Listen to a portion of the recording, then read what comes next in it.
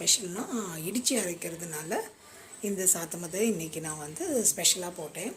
யூஸ்வலாக நம்ம வந்து பண்ணுறது இதுவும் ஒன்று தான்.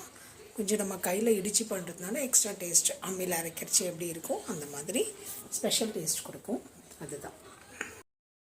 ஹாய், இன்றைக்கி பெரிய துவாதசி, வைகுண்ட துவாதசி, பொரிச்ச சாத்தமது பண்ணலான்னு இடித்து பண்ணுற பொரிச்ச சாத்தமது. எப்போவும் மிக்சியில் தான் ட்ருன்னு சுக்குன்னு அரைச்சி போட்டுருவோம். இன்றைக்கி குட்டி உரலில் கொஞ்சோண்டு துவரம்பருப்பு, மிளகா, அப்புறம் பெருங்காயம், கொஞ்சோண்டு கருவேப்பிலை எல்லாத்தையும் நெய்யில் வறுத்துண்டு இந்த மாதிரி பொடி பண்ணிட்டேன். ஓரளவுக்கு தான் பொடி ஆச்சு. இடிச்சுட்டே இருக்கேன் ரொம்ப நேரமாக. அப்புறம் பருப்பு ஜலம் வச்சுட்டுருக்கோம்.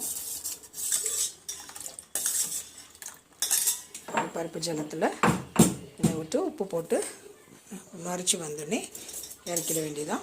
நெய்யில் உளுத்தம்பருப்பு திரும்ப வரணும். தட் இஸ் உளுத்தம்பருப்பு தாளிக்கணும். இதுதான் பொரிச்ச சாத்தமது. அண்ட் இந்த பக்கம் ஆத்திக்கீரை ஆயன் இருக்குது.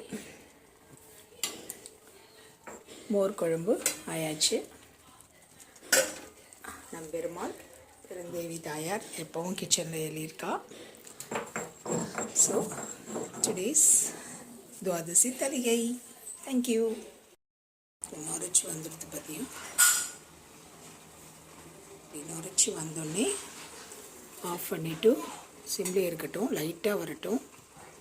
அப்படியே ஒரு கொதி வந்தோடனே ஆஃப் பண்ணிவிட்டு ஆறின அப்புறம் லெமன் ஜூஸ் வேணும்னா சாத்தில் போட்டு பிசைஞ்சு கழிச்சு குத்திக்கலாம். சூடாக குத்தப்படாது, ஆறின அப்புறம் குத்தணும்.